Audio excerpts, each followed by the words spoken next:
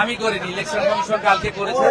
আমি সবাইকে জনস্বার্থে প্রচার করেছি যাতে কোথাও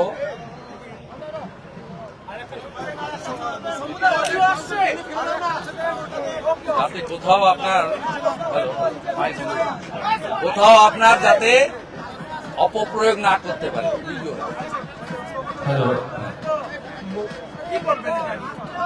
বলেন, আমরা তো দাবি করেছিলাম আপনি বাংলা সহায়তা কেন্দ্র বিএসকে লোকেরা থার্ড পার্টি, সরকারি কর্মচারী নয়, ওয়েবেলের মাধ্যমে তাদের দিয়ে এই গুরুত্বপূর্ণ ডাটা এন্ট্রি করাবেন কেন? ভুলভাল করলে রেসপন্সিবিলিটি তো বিএলওদের যাবে, ইআরও এআরওদের যাবে। ভালোই করেছে।